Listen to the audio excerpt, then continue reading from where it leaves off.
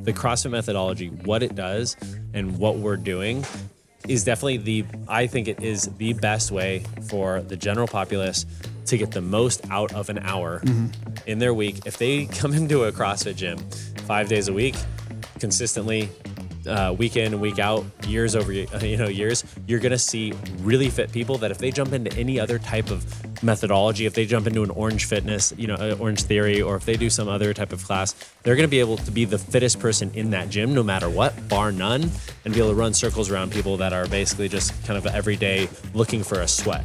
And so it's like, I know that that's going to last and that's going to keep growing. And we're going to have more and more gyms. And what I like seeing is in Europe, we're actually seeing better growth out here than we are seeing in the States.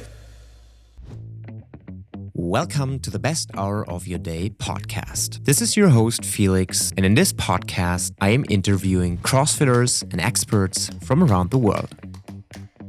Dwight and Nick, it's good to have you here. Yeah. It's good to be here. We just got here 5 hours ago. We're fresh off the old plane. Cold weather here, which is not much different than what we're seeing right now. We got 10 inches of snow last week back home.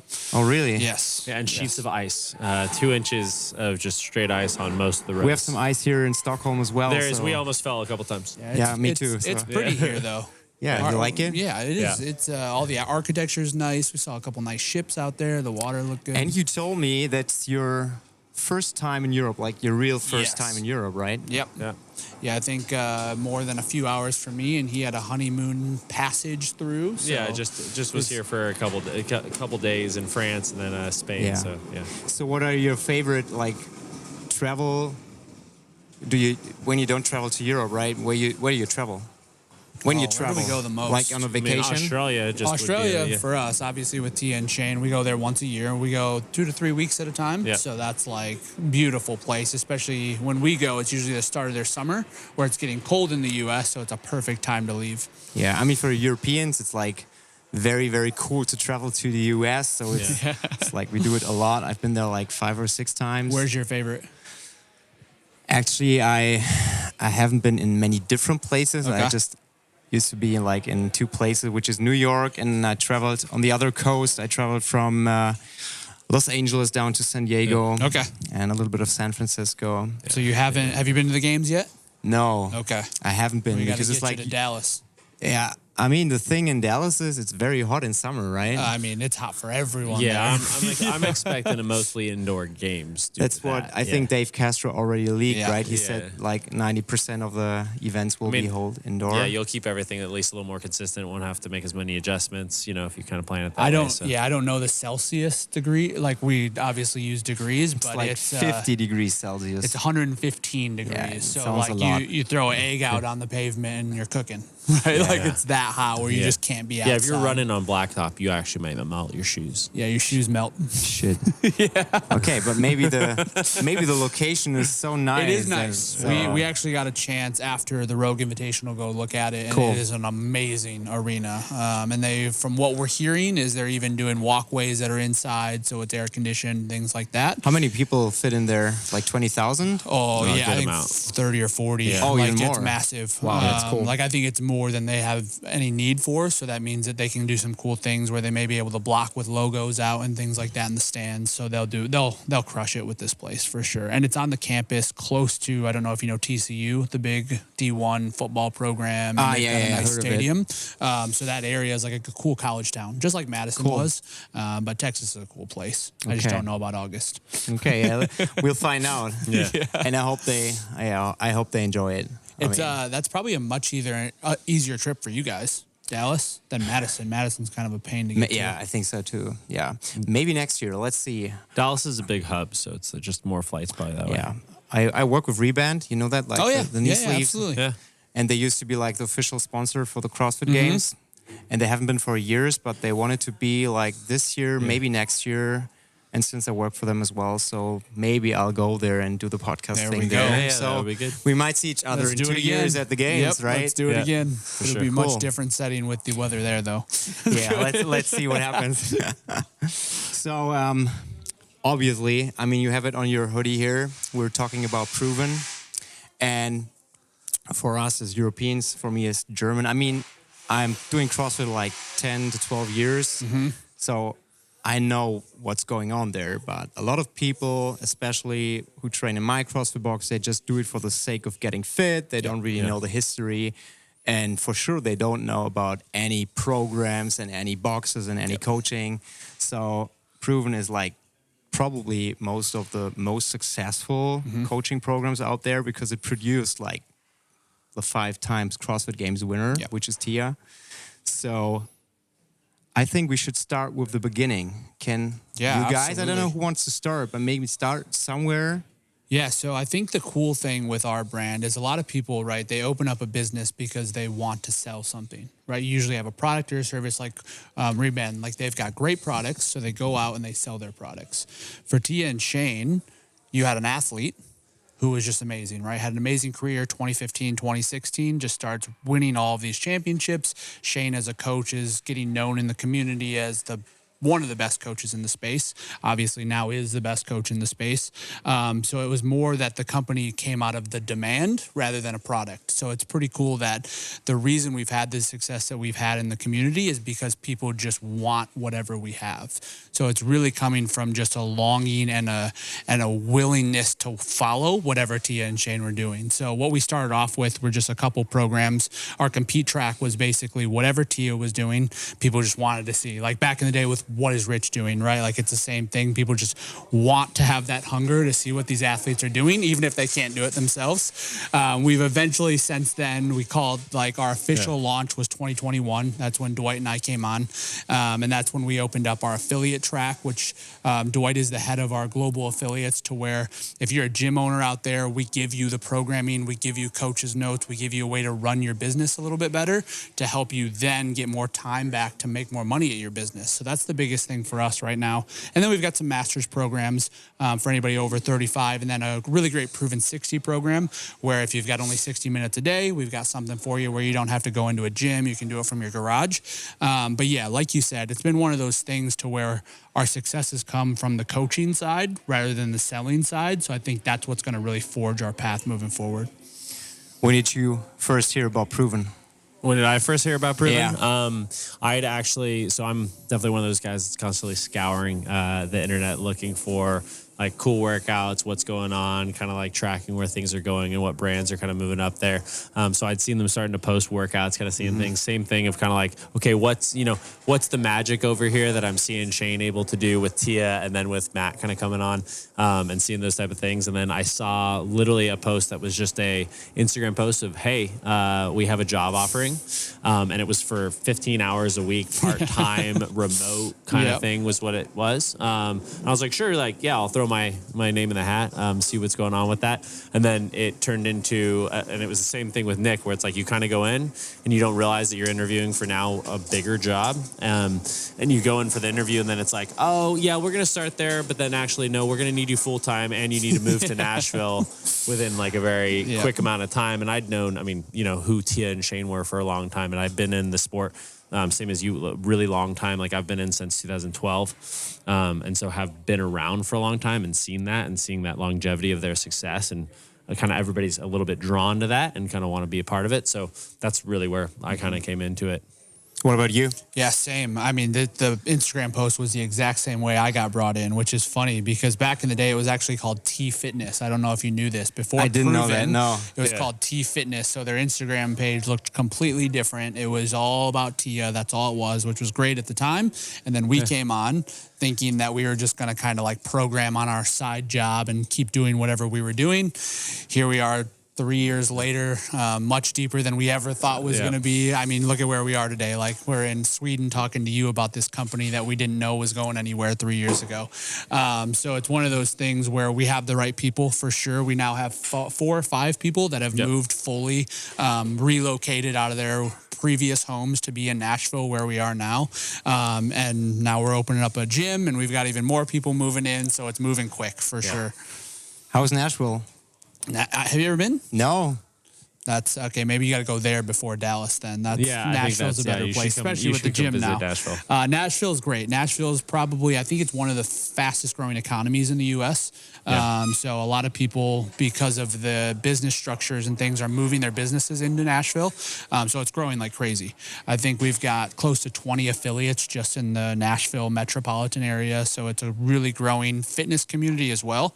And it's what drew us to that for sure. I think the big debate was for Tia and Shane, do we stay in Australia? Do we open up our HQ in Nashville? And just over the past 2 years of the success we've had and the people that we've met, Nashville was the place.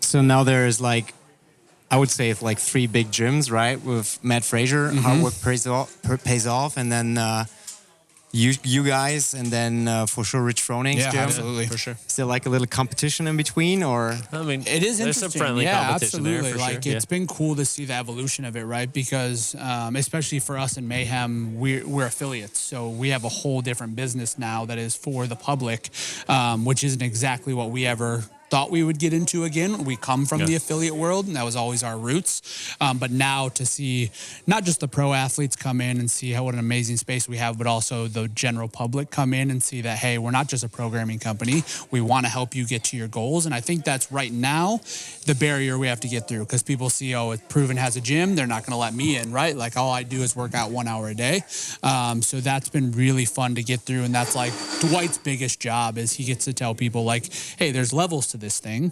Our biggest athletes still work out in the same space you do, and they still want to get to their goals in the same way. We've just got to kind of blend those two, which has been fun. When you built the business, did you like check out what Jason Kalipa was doing with NC Fit? Because I think it's like kind of similar thing, right? He has his own affiliate, and he has his programming company where he can test out his workouts in the affiliate and then uses it for the general public. So is there a little bit of a difference what you're doing, or is it? Yeah, so I mean, what I would say is that, anyone would lie to you that says that they're not looking at what's out there. And I think that it's also to your benefit to kind of see what's out there, see what people are doing, take what they're doing well, trying to emulate some of it, and then take what you do and twist and make it more your own. And so I would say that like what I've done throughout my time owning an affiliate, right, running with through CrossFit Sanitas, and then moving on to our Proven affiliate track is buying some of those, researching them, watching how they go, and actually seeing what everybody else is doing. And then taking that and listening to all of the affiliates that are around that are globally following our program, and consistently developing and kind of assimilating with what most of the affiliates are needing, and then seeing what the other brands are able to put out there, and then seeing how we can actually better match that. And I know that that's part of what Nic's done with growing our brand too, is saying, okay, what can we do that kind of ups the level? We're developing now a Proven Affiliate Handbook that's going to be on the docket here coming March 1st. And that's kind of one of those things that we've seen something like NC Fit does, where they really provide more business tools for affiliate owners. And that's going to be something that we really lean into as something that we know that affiliate owners need, want, and are looking for, along with the programming knowledge and being at the top tier of that, of really understanding what brings people into affiliates, what keeps them there consistently, and what keeps developing athletes. So when you look at programming, which is your core product, what you're selling, what is the most important thing when you look probably at your own programming or the programming that you're putting out there? So I think the biggest thing is uniformity across everything that we do, right? Because the more we scale the business, the harder it is to keep that.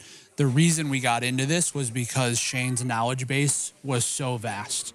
We truly believe, and I still to this day, is that the reason that this company exists and why Tia is who she is because of Shane's knowledge and coaching ability. So, each time you add an employee or each time you add a coach, that gets diluted a little bit unless you really stay on top of that. So being able to kind of, we've gotten a really good structure to where we have weekly, daily almost meetings with these guys to make sure everything is running in a uniform and succinct way coming from Shane. So he can take off some of the burden from him from actually having to write workouts and write these. And he's basically just creating mini-me's with these guys. That's exactly what we're hoping for. I mean, when I look at my own affiliate, so programming for me, I think it's very, very difficult because you have a lot of different athletes and a lot of different like needs, and some of the people, they like cardio, and some of the people like strength training.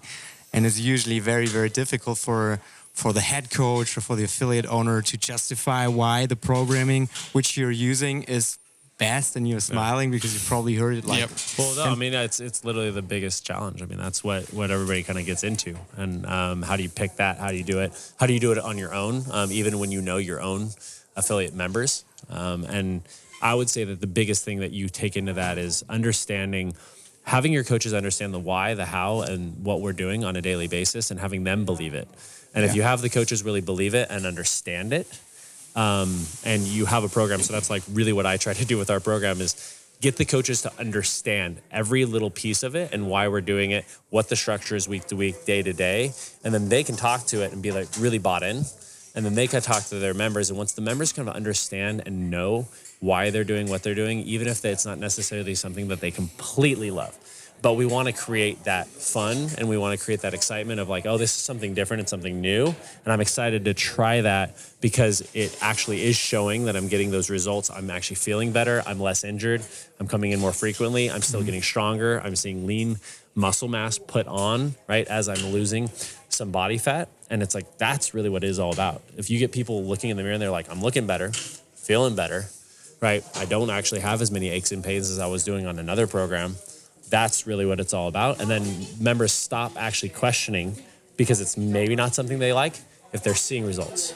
And that's really what it's all about. Yeah, and I think at the end of the day, if I asked you maybe what's the one barrier to your business right now, it's probably going to be you just don't have time, right? Like you're doing a million things at once. And what I tell people for the affiliate track is we give you more time in your week, right? Like if you can get more time that you don't have to write workouts, that means you can try to find ways to build more money into your business. That's going to help you way more down the road than just if one person likes your workouts or not. Because this is good with this guy. You got a scapegoat. If he's the one writing, you can say, well, it was Dwight's fault, not mine. And I literally hear that from some coaches, and that I know some affiliate owners, and they'll literally say that some of their coaches feel like they know me. And they're like, oh, Dwight, and they'll throw me out there. It's like, he just did another one of those ones, kind of overshot the bucket. He gets to be the bad guy, which is good. Which is fine. And I'll come in and people will like, give me some shit about it. Guy, right? Exactly. Yeah. And I'm okay being that guy because then it makes everybody have a little camaraderie. Yep. So it's cool. I talked to Ben Bergeron a few weeks ago, and we talked about the testing the workouts in his own affiliate. So he's programming the workouts, he's testing the workouts so he can make adjustments. And now you just build your own building in your own affiliate, which is the best playground for programming. Yep. How will this change the way you see programming or you do programming? Honestly, it makes it a lot easier because, like I said, I ran in the gym for 8 years. So I've seen every type and style of workout. I've seen athletes go through it from a beginner level athlete to an elite level athlete on it. But then when I'm constantly developing now, I'm starting to get even a new style as I've been with Proven for now 3 years. It literally is like I'm writing what Shane's workouts kind of feel like and are.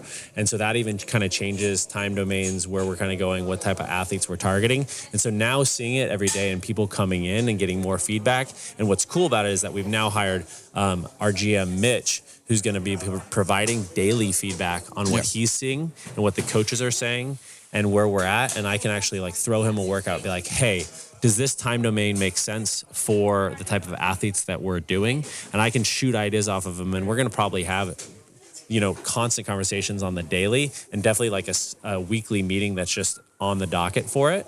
But I will say, I'm probably just going to be shooting him questions daily when I'm writing those programming. And it's going to be more dialed in just consistently as I get that feedback. Yeah, I think the big thing for that, and it was a great question, is that we always felt like we were probably a week behind. Yeah. And we only would hear something if it went poorly for someone, right? Like, hey, and always in a respectful way, but we've got a great Facebook community we speak to on a daily basis. And somebody just will say something like, hey, I went over by 5 minutes today, just so you know. And a lot of other people would then add in, yeah, it was a little tight on time today. We couldn't get through all this. Now we know exactly in the minute it happens. So we can make those changes on the fly, which is really important. Yeah. Where do you see the future? There are so many programming companies out there, so many delivering the best programming, quote unquote. So will CrossFit rise at the same rate that it did like 10 years ago? Would you have expected that CrossFit becomes something like it is now? And will it be even bigger in 10 years from now? What do you think? Yeah, I think we were actually talking about this morning coming in, and I think we're at a really interesting point in time with CrossFit right now, especially in the game side.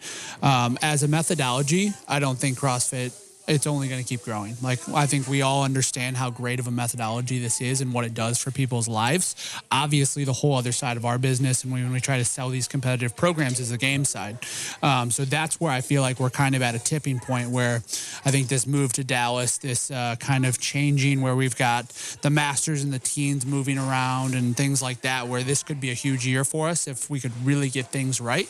The good thing for us is that we've got a product that's going to withstand any of those changes, because people need to get fitter and people want to get fitter moving forward, whether it's for the games or it's just their own fitness. So for us, one of the biggest things in actually just our mission statement as a company is the evolution of what we can give as a product. Yep. So no matter what we do, we want to keep elevating things. So even if, let's say, CrossFit doesn't grow anymore, the games don't grow anymore, and it just stays as it is, which is fine, we're going to keep elevating what we're doing. Like Dwight said, we're going to keep trying different things. We're going to test different things, and we're going to make sure that our job to the community is to make them better no matter what.